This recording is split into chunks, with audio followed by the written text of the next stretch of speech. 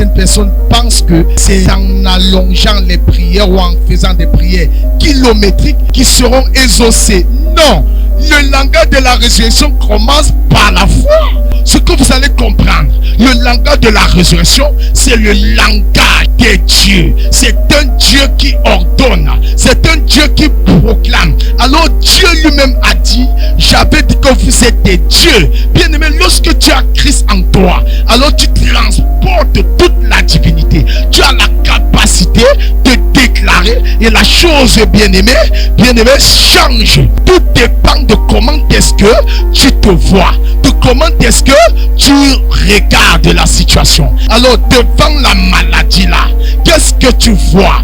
Devant le diagnostic là, comment tu examines les choses? Je suis venu te dire, si tu vois la mort, alors ta foi va se limiter. Tout dépend de ton décret de foi. C'est pourquoi la Bible va jusqu'à dire, tout ce que tu liras sur la terre sera lu dans les cieux.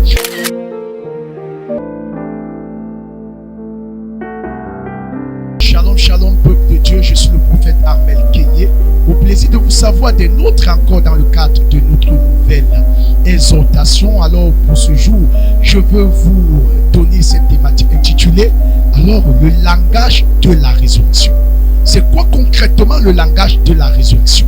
Vous savez, chers internautes, il y a de ces choses que nous échouons, que nous ne voyons pas, parce que nous ne pensons pas comme un roi, comme un Dieu, parce que nous ne voyons pas comme Dieu voit les choses.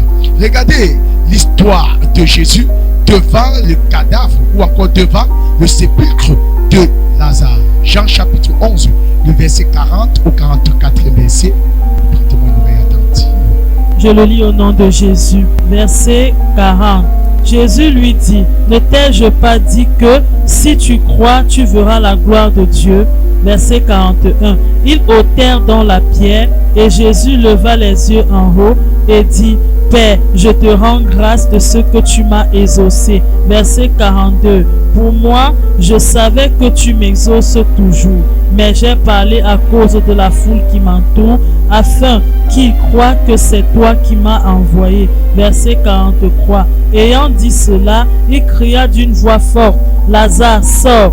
Verset 44. Et le mort sortit, les pieds et les mains liés de bandes et le visage enveloppé d'un linge. Jésus leur dit, déliez-le et laissez-le aller. Amen. Amen. Le langage de la résurrection, chers internautes, c'est un langage qui se diffère, qui se démarque des autres langages.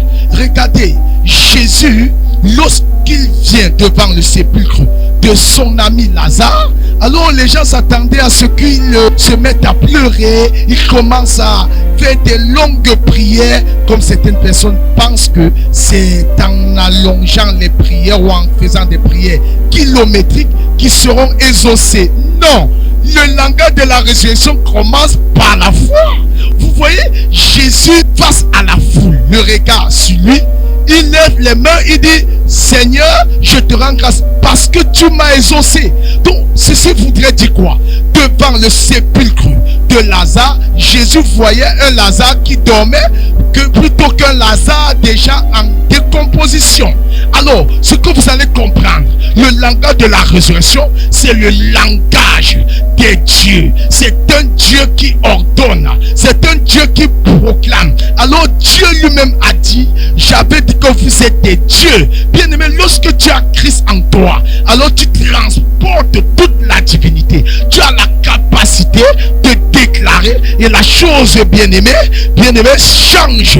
Tout dépend de comment est-ce que tu te vois, de comment est-ce que tu regardes la situation. Jésus n'a pas vu un Lazare mort. Jésus a vu un Lazare qui dormait. Alors devant la maladie là, qu'est-ce que tu vois?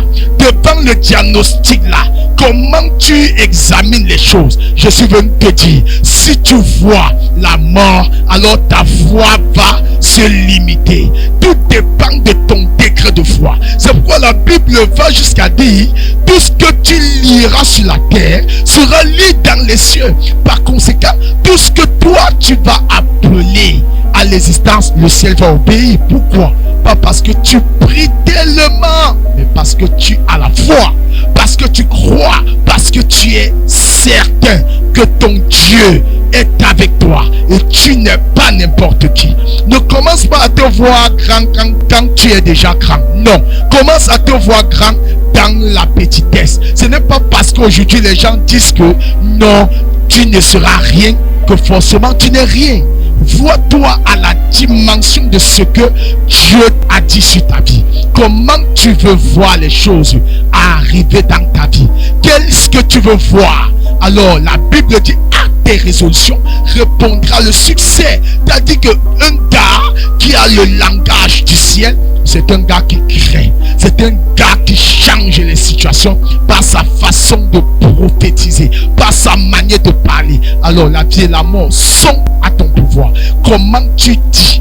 Qu'est-ce que tu penses? Qu'est-ce que tu es en train de penser? Ce que tu vas penser alors déterminera ton altitude, car l'homme est tel qu'est sa pensée. Si tu as été béni par cette exhortation, surtout partage, like et laisse-moi ton commentaire. À nous revoir bientôt. Que Dieu vous bénisse. Shalom. Suivez les programmes du ministère du Salut en continu sur nos plateformes Facebook et YouTube. N'oubliez surtout pas de liker et partager.